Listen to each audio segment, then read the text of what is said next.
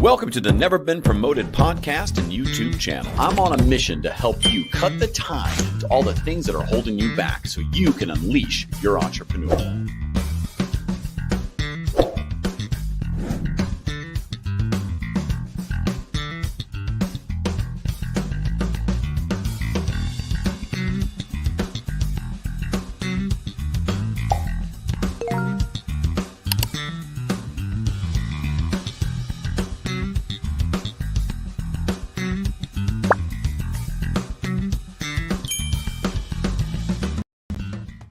Welcome to Never Been Promoted. Hello, I'm your host, Thomas Helfrich. And yes, as always, you smell delicious. I know you cared. Listen, today I'm gonna before we get started, in my journey, I've met an entrepreneur who his name is Tim, and Tim owns Stronger 413. And 413 is a Philippians Bible verse. Not that we're getting all religious today. But he has a coffee company, but his story is absolutely epic and amazing. But he sent me some coffee, and I want you to know I am not a coffee connoisseur. I'm a guy who will do instant coffee. His coffee is amazing. Check it out, stronger413.com. And he's going to be on the show here in a few weeks. That's a shameless plug. He doesn't pay me anything to say that. I'm just telling it because his story is epic, and the coffee is actually really, really, really good. I suggest the Wyoming bag. I'm going to leave it at that. The dad bag is pretty good too, but the Wyoming bag. Listen, hey, this is Thomas Helfrich once again. I am here to help you get better at entrepreneurship. That's the mission of Never Been Promoted. So if this is the first time you've been here, I hope it's the first of many. And if you've been here before, you know what to do here. We're going to listen up. You're going to listen to the journey of our guest, learn something about their life, maybe relate to something they've had to deal with, and learn how they're building their business and the things that they're overcoming, the things that they're winning on, and things that they're still struggling with. Before we get going, I do have one shameless plug. Go to youtube.com/@neverbeenpromoted and give it a subscribe. All right, enough of that stuff. Mr. Lon Blais, come on, the neighborhood angel from New York City, coming in live. Hello. How are you, Lon? I'm doing good. It's one of the rare mornings that I'm not up at. Well, I was up early. I fed the dog at 6, but I waited around for this as opposed to out and doing whatever it is I'm scheduled to do that day. I pushed aside everything at least till this afternoon, and then I've got like 9 different things to do. So we'll get into your story a bit. Just set the stage. Lon and I met on season 18 of The Blocks. We were in lots of pods together, and if you know how that show works, you do, it's a week of intense like networking and learning, and then performance, and we were in the most pods in which you break out into you and we spent a lot of time that week together as well. Yeah, it seemed that it was weird. There was always 2 or 3 people that I ended up with, in different groups. As much as I met new people, there was always a couple that I had seen before. I thought there would be, and it wasn't a complaint. It was just like, I'm a big person that believes in the absolute, rule of chance. And once I met a person more than twice, I said, I got to spend a little time with them. There's a reason they're in front of me. We're not going to give teasers, but if I had won a pod, it may have been where the 2 or 3 winners of the show may have been. And I was very happy to have won that pod at the end. And understand, I did good that day when I was head to head. I got concerned very quickly with learning as opposed to winning. I heard, there's the chance to win and everything. And when I arrived, I made no secret about this.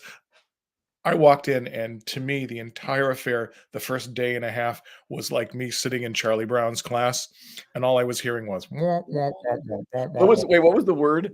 Uh, Techno-Amish. no, no, no, like, some kind of was it you? It was what he was saying for a Facebook type of ad or something, and you thought it meant something else, and Oh, paper clips. okay, so Wes Bergman, the guy who founded this, the reality TV star, was talking about pay per click, and I think I was sitting close to you that day, and you were like looking around like, "What the hell's a pay per click?" I'm like, paper clips. What are those? Anyway, that was that was like that's funny that no pay per click. You're like, oh, That makes way more sense. wow. Because a day later, you're like, good thing you got it figured out by the pod when you're like, hey, when I do use my paper clips, I'm just going to attach things to it. And people, what the hell is he talking about?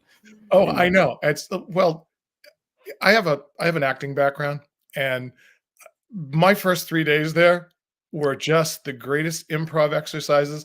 I did 2 of the pods easily with no idea what I was doing, but, the rule is if the role you're auditioning for requires that you play the saxophone, the moment they say, "Lon, do you play the saxophone?" You go, "Well, of course." I mean, So I was doing saxophone artist, not even a player. yeah, I just went in and did this, and then got a little proud of the fact that I said, "Yes, I've done this exercise. Thank you for your approval of what I've done. I made this up completely. I don't do any of this. I don't know what any of it means, because I wanted people coming to me and learning, and learning from them. Yeah, I learn from people too. But the more people got to know me, the more I was getting the whole situation. I'm, me, I'm insanely social, which is hysterical because if you ask my wife, what's my greatest hidden secret is that I'm horribly shy. And, and I really, really grit my teeth going into things like the blocks because Wow. I can talk to you now that I know you much easier. Okay. But when I meet particularly a group of strangers, I'm a wallflower. I just and I knew I couldn't be, so I stepped up and I think I did okay. You did. I think the entrepreneurial lesson I love to talk about that is you have to get out of a comfort zone to grow. If you don't, you're not going to learn enough fast enough.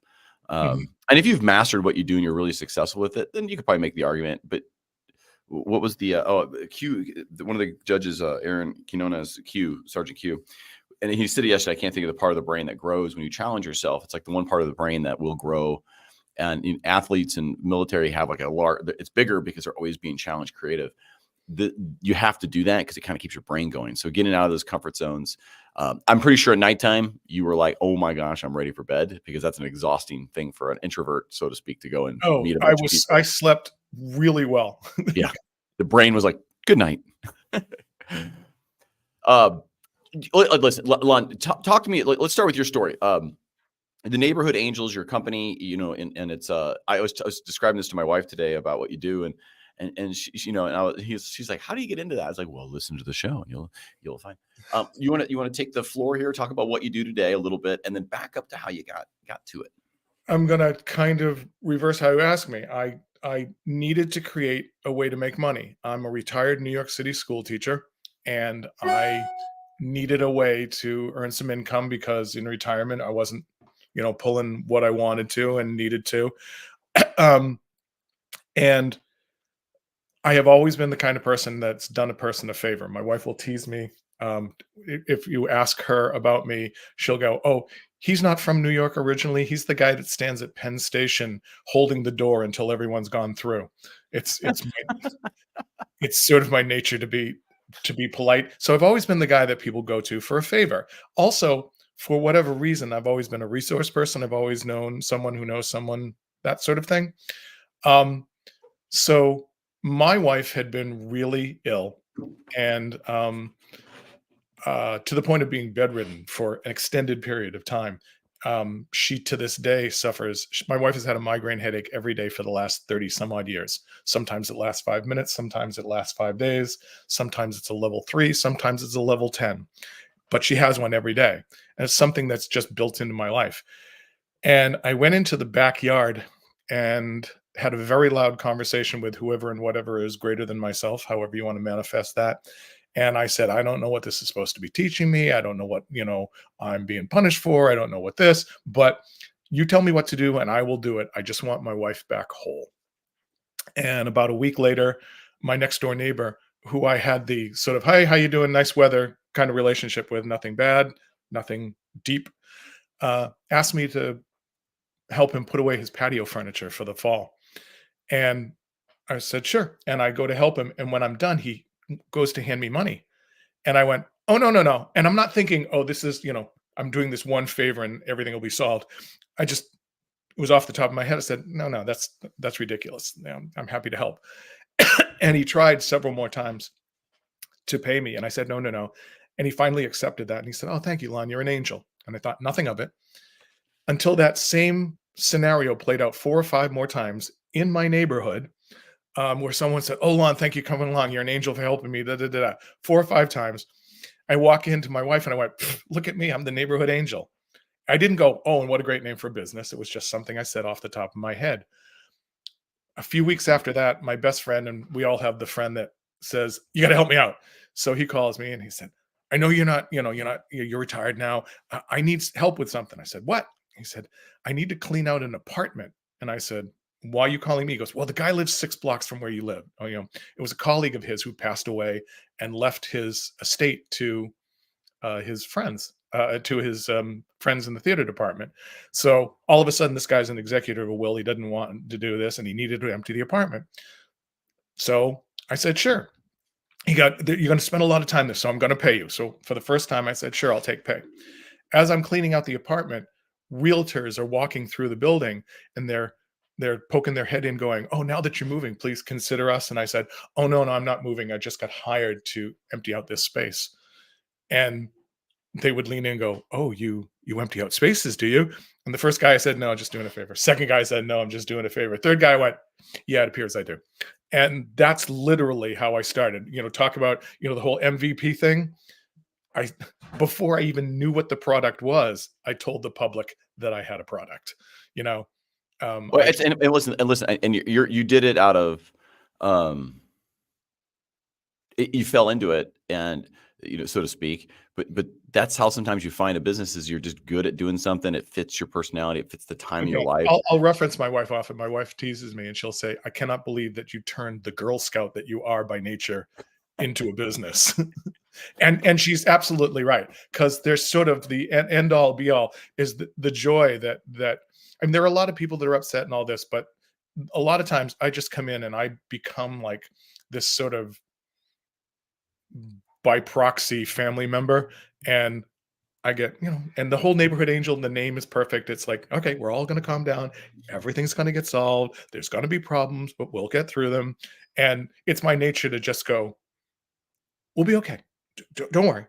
This is horrible. I know, but, and, in studying this, literally for any study that I've done of this, when they review, human situations and the worst things that you can go through, death and moving are always on the list. And I deal with both of them a lot of times, estate things passing, and people just don't know how to get rid of stuff. And it started there. It'd be easy to say that I'm a junk removal or a decluttering business, but that's where I started, and it's grown so much further since that in ways that I never expected. You you've you went to the blocks, right, with the idea that you wanted to learn stuff about growing your business and things like that. And so, what was missing? But give me, first of all, give me a time frame of how long you've been doing the business before you said, "Hey, let me go learn some more about this business." Well, Because give me that time frame first, you and I'll see, follow up with the I've question. always, the first thing that at the blocks that I went, this. I literally have the habit of every day getting through the job and saying, "Okay, this is what went right. This is what went wrong. Why did it go right? Why did it go wrong? How can I improve what went right? Refine it, and what can I eliminate? What can I learn from what went wrong?" And I literally do that every day. I go, how could this have been done? Because it's improv. and I think everyone's job is improv. I don't care if you're serving coffee. There's some variable that comes in that you never encountered before. To me, I encounter something that I wasn't ready for, or I didn't realize, or I didn't anticipate every single day. And I don't think you can. I think you can learn from people who go through similar situations, but I think every situation presents something unique, and you have to learn on your feet. I've always loved the metaphor that you're you're surfing, and you just gotta balance it out and just learn as you go, and be able to think on your feet and switch your gears very quickly. And that's what I do all the time. And so when you're like growing this business, what's been the biggest kind of challenge for it?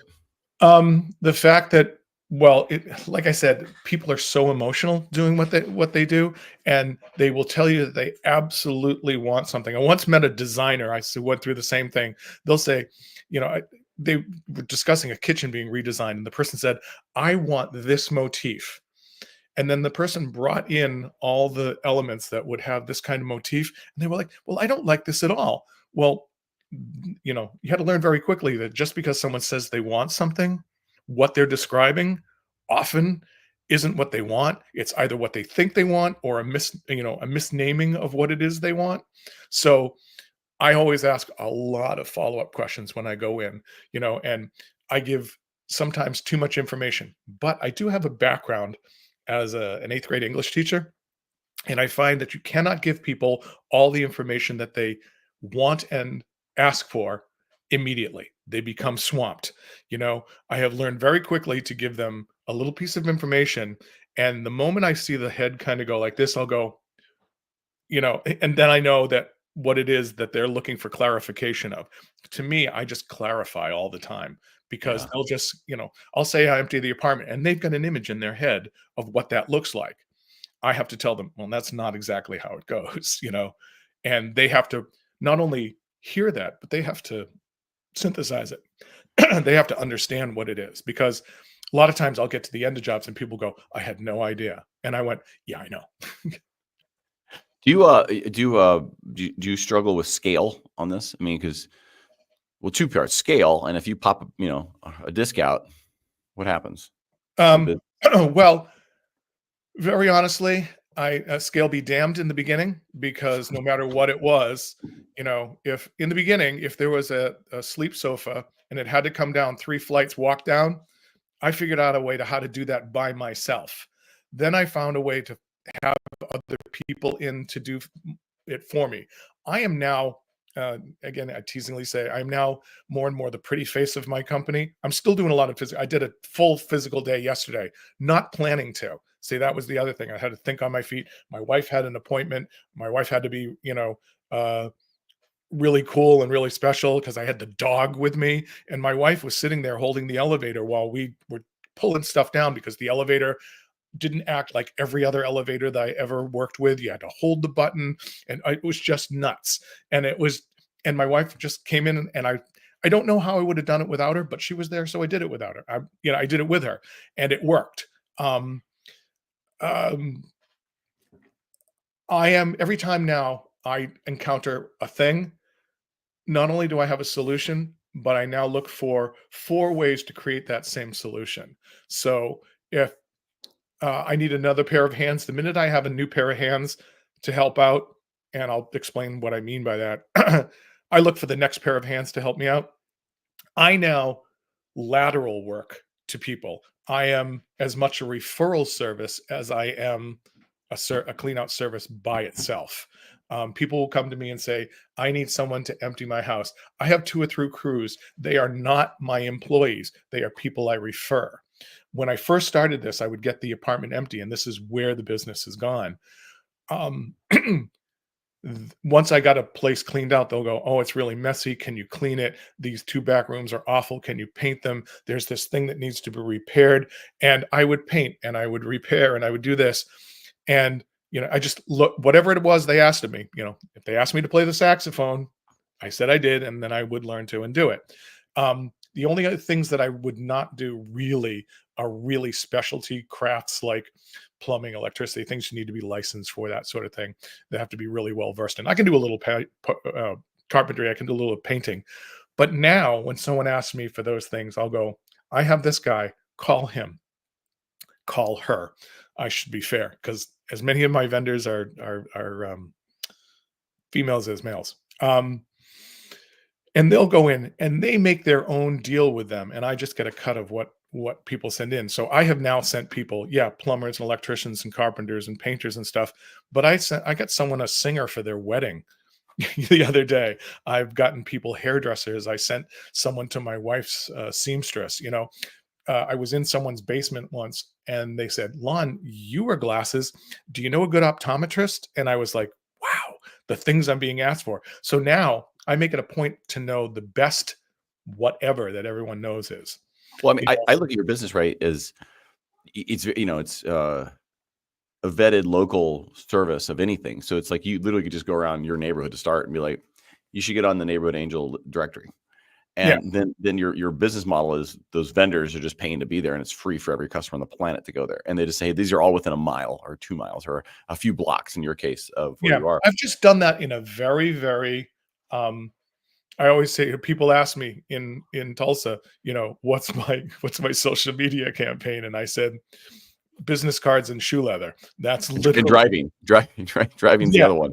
Yeah, that's what I did, and it seemed to work because everyone needs this. What I'm wanting to and needing to do now is take this so that I have to have social media now to let people know.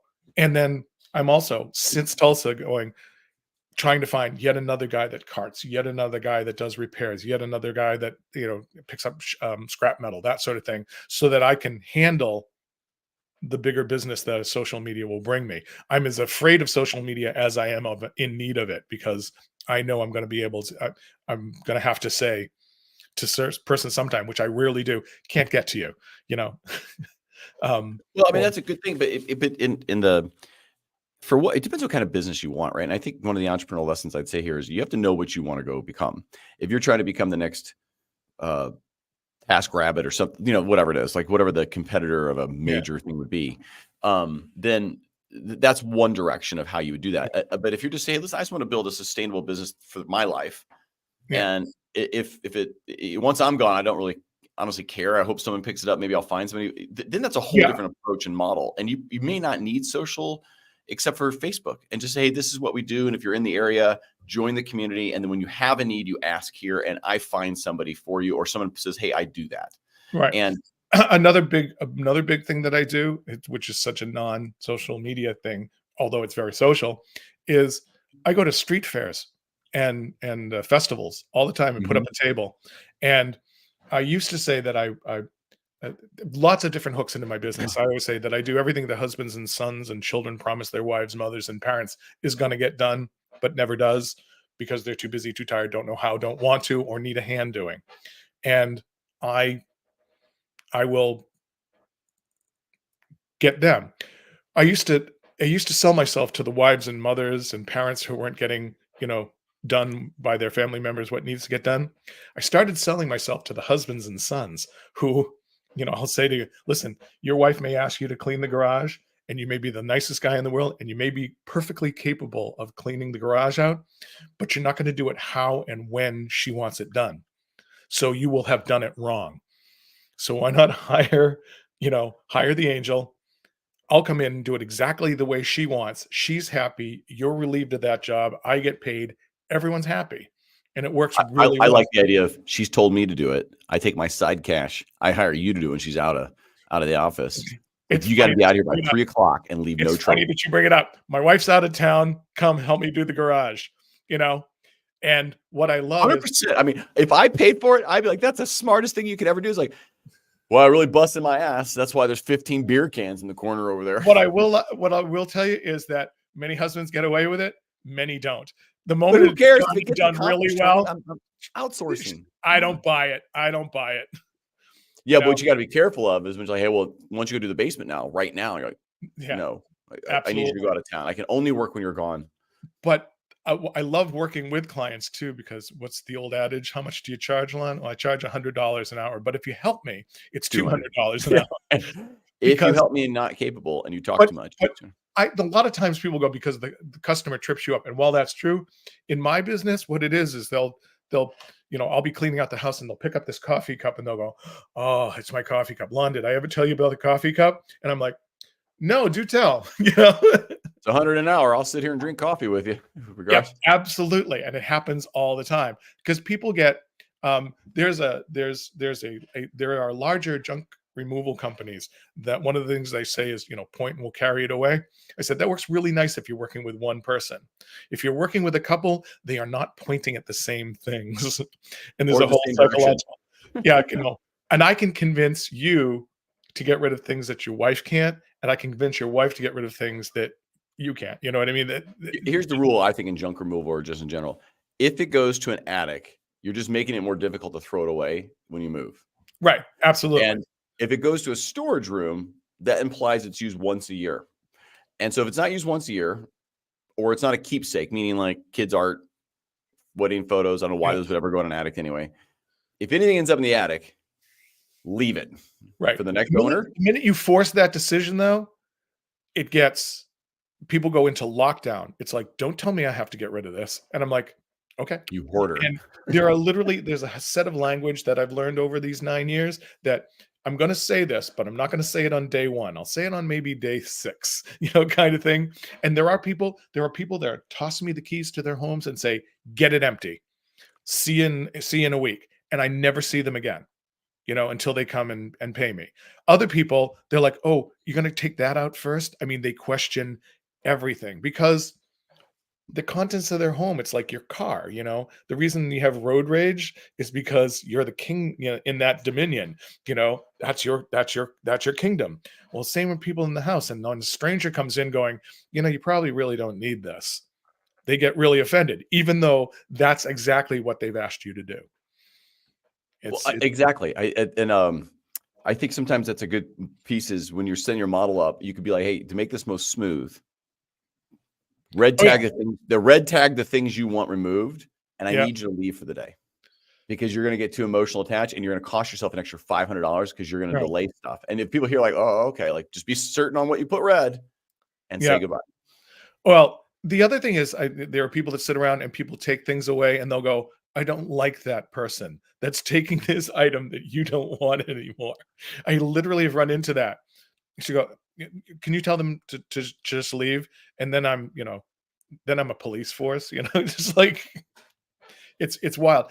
People get very strange about stuff. I had a lovely couple. They had 9 boxes, those like cardboard trunks of photographs, not even photo albums, just photographs.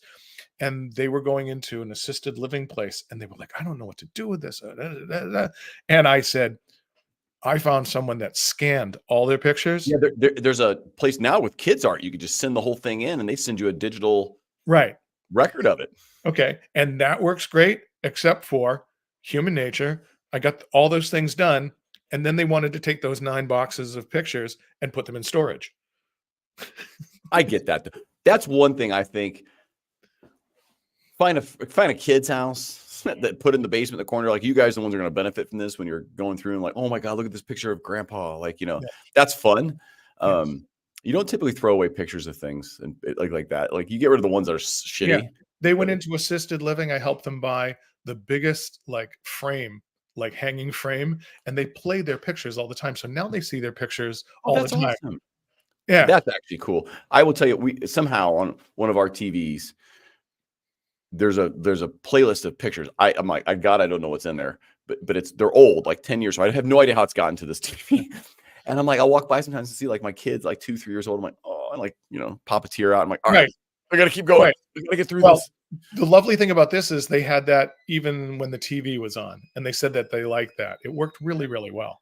That's Um, great. so that's nothing that I had ever done before, but just thought of it, and it helped them a lot.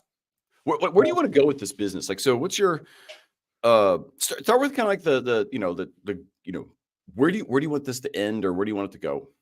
I'd like to not wear the tool belt anymore in a couple of years. My wife has said, um, best thing about me is that I can move a piano, but the worst thing about me is that I can move a piano.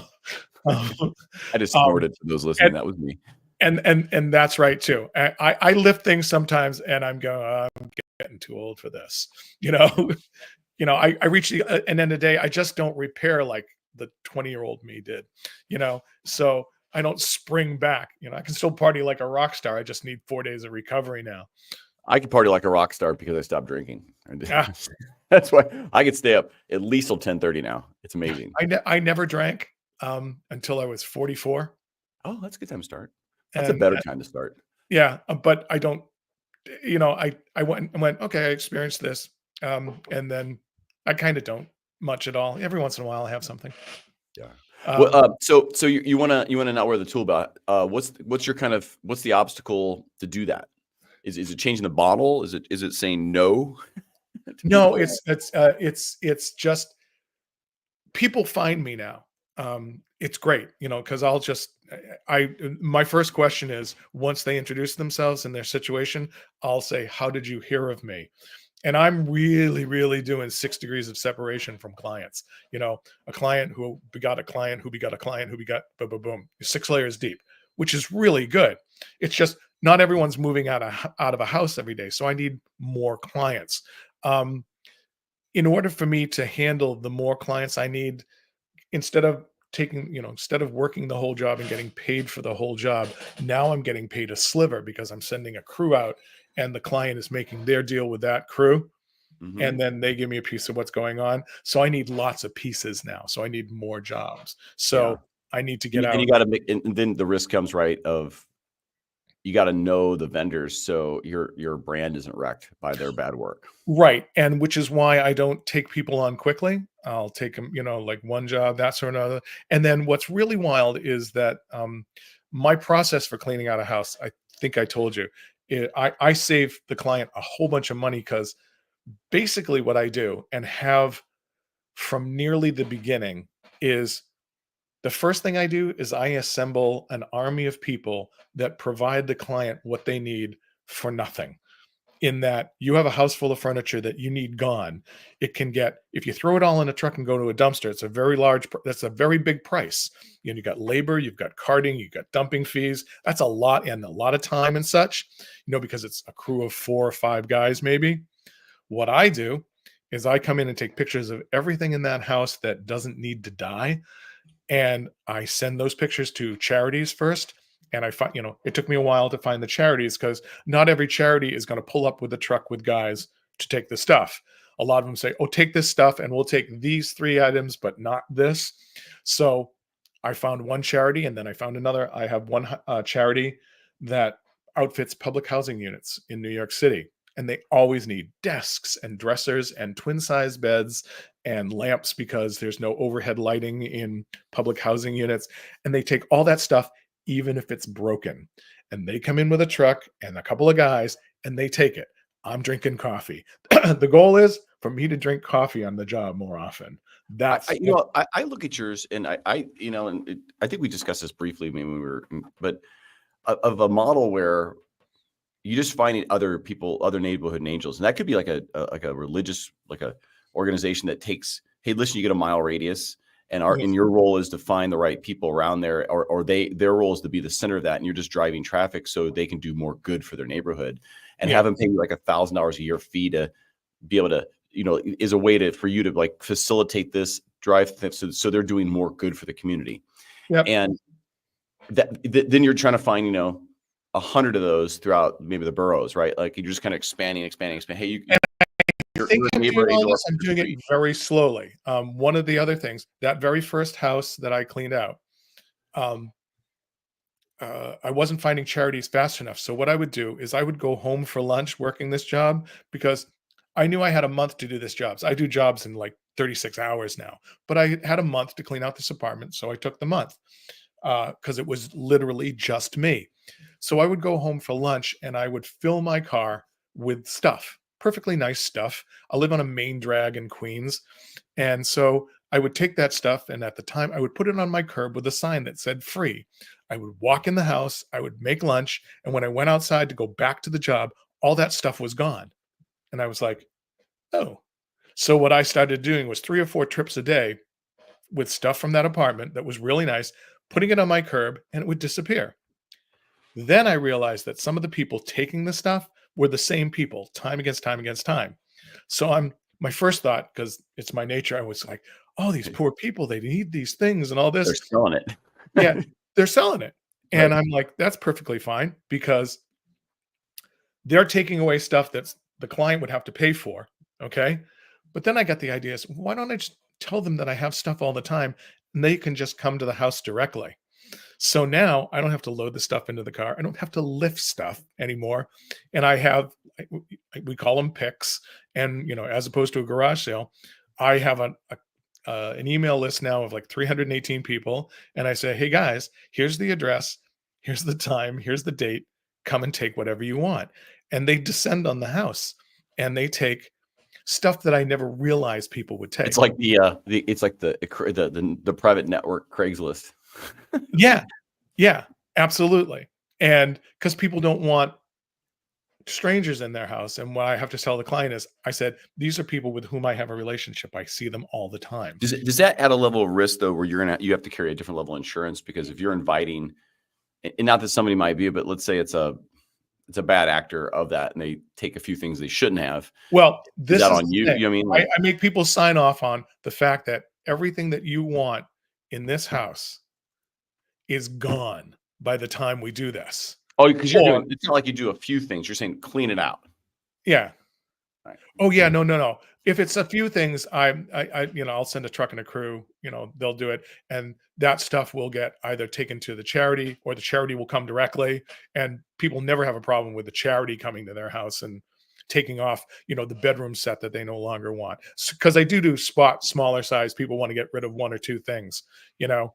Um, and people very honestly, in New York City, you can throw away 6 couches to your trash once a week. You can put 6 huge pieces of furniture.